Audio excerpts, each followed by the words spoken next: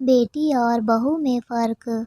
माँ, मैं बहुत थक गई हूँ घर संभालते संभालते। यहाँ मेरी थकान किसी को नज़र नहीं आती। कुछ दिन आराम करना चाहती हूँ। सोच रही हूँ कुछ दिनों के लिए अपने मायके आ जाऊँ। आते हुए अपने बच्चों को भी साथ ले आऊँगी। वे वहीं से स्कूल चले जाएंगे। आखिर एक ही शहर में ससुराल और मायका होने का कुछ तो फ़ायदा मिले। नम्रता ने फ़ोन पर अपनी माँ से कहा। पार्वती जी ने दूसरी तरफ से कहा, हाँ बेटा, जब तेरी इच्छा हो आ जाना। आखिर ये तेरा भी तो घर है। ठीक है माँ, तो मैं कल ही आ जाऊँगी। नम्रता खुश होकर बोली, हाँ बेटा, कल आ जाओ, मैं तुम्हारा इंतज़ार करूँगी। अभी मैं फ़ोन रखती हूँ, मुझे मंदिर भी जाना है। अपना ख्याल रखना। कमला जी ने फ़ोन रख दिया और सीधे किचन में गई। किचन में खाना बना रही बहू से बोली, अरे अनुपमा, सुनो, कल तुम्हारी ननंद आ रही है। आज बाज़ार जाकर फल सब्जी और मिठाइयाँ लेकर आना। बेचारी मेरी बेटी ससुराल में नौकरों की तरह काम करती है और उस पर कोई ध्यान ही नहीं देता। यहाँ आएगी, कुछ दिन रहेगी तो उसका मन और तबीयत अच्छे रहेंगे। सास के मुंह से ऐसी बातें सुनकर अनुपमा का चेहरा उतर गया। वह मन ही मन सोचने लगी, काश आपको मेरी थकावट भी नज़र आती। मैं भी दिन रात झाड़ू पोछा, बर्तन, खाना बनाना, मार्केट जाना और हर वह काम करती हूँ जिससे हमारे परिवार वालों को कोई दिक्कत ना हो। काश आप मुझ पर भी ध्यान दे पाती। आपकी बेटी तो जब मन में आता है तब यहाँ आ जाती है, लेकिन मैं साल में एक बार ही अपनी माँ के पास जाती हूँ, तब भी आपको प्रॉब्लम होती है। मैं भी इंसान हूँ, मेरा भी मन है, मुझे भी जीने का हक है। मुझे भी लगता है अपने माँ के पास जाकर थोड़ा आराम करूँ, सुख दुख की दो चार बातें करूँ, अपना मन हल्का करूँ। भगवान, अब तुम ही कुछ करो ताकि मेरी सास की आंखें खुले और उसे मेरी थकावट भी नज़र आए। शाम तक भगवान ने जैसे अनुपमा की सुन ली और उसकी ननद का फ़ोन आया। ननद ने अपनी माँ से कहा कि उसकी सास ने उसे मायके आने के लिए मना कर दिया है, इसलिए इस बार वो नहीं आ सकती।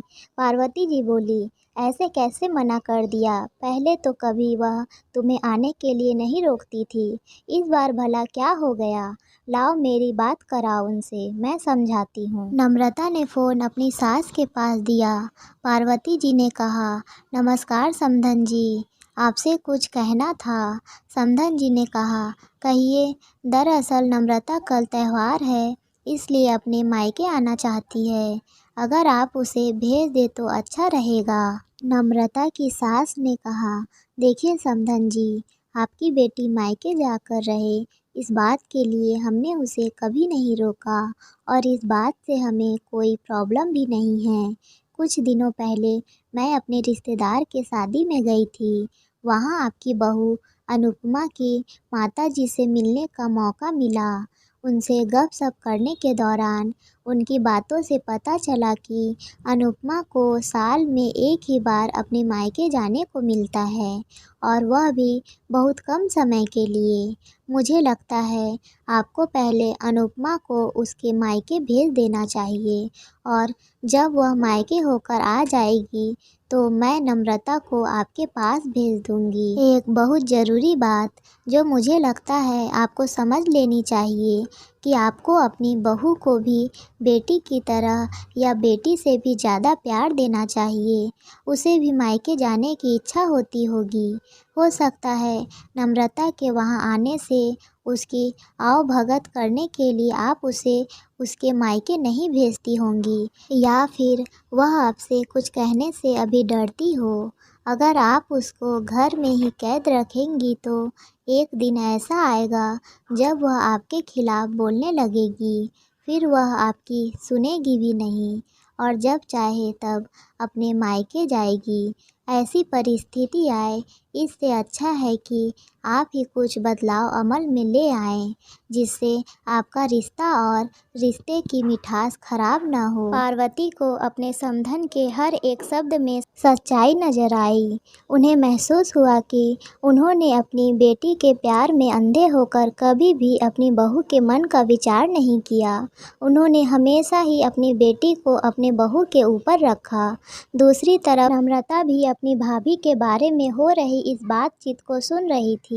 उसने भी रियलाइज किया कि वह कभी भी अपनी भाभी के साथ ठीक से बात नहीं करती और जब जब वह अपने मायके जाती है तो भाभी थोड़ी उदास रहती है। पार्वती जी ने अपनी बहू को बुलाया और उससे कहा कि अनुपमा, कुछ दिनों के लिए नम्रता नहीं आने वाली है, इसलिए पहले तुम अपने मायके होकर आओ। यह सुनते ही अनुपमा का चेहरा खिल गया, क्योंकि यह पहली बार था जब उसकी सास ने सामने से उसे अपने मायके जाने के लिए कहा था। अगले दिन अनुपमा अपने मायके गई और इस बार 1-2 दिन नहीं, पूरे हफ्ते भर रह कर आई। अपने माँ बाप से, अपने रिश्तेदारों से मिल कर आई और जब वह लौट कर आई तो उसका चेहरा खिला हुआ था, उसकी आंखें चमक रही थी। अनुपमा के आने के बाद नम्रता भी अपने मायके आई और इस बार वो खुद सामने से अपनी भाभी से खुशी खुशी मिली और अच्छे से बात की। नम्रता ने अपनी माँ से बात करके उन्हें भी अच्छे से समझाने में मदद की कि वह कहीं ना कहीं अनुपमा के साथ गलत व्यवहार कर लेती। दूसरी तरफ अनुपमा अपने ससुराल वालों के बदले रवैये से बहुत खुश थी। अब वह खुशी खुशी सबका ध्यान रखती और हर काम प्यार से करती। वह ध्यान रखती कि कोई भी ऐसी बात या काम ना करे जिससे घर में तनाव का माहौल पैदा हो। पार्वती जी अपनी बहू को खुद ही समय समय पर मायके भेज दिया करती। एक छोटे से बदलाव ने सास बहू और भाभी ननद के बीच की कड़वाहट को दूर कर दिया और रिश्तों को और भी ज़्यादा मीठा और मजबूत कर दिया। उम्मीद करती हूँ ये कहानी आपको पसंद आई होगी। आपकी इस कहानी के विषय में क्या राय है, नीचे कमेंट करके बताएं। आपको भी नई नई कहानियाँ सुनना पसंद है तो चैनल को लाइक और सब्सक्राइब ज़रूर करें। धन्यवाद।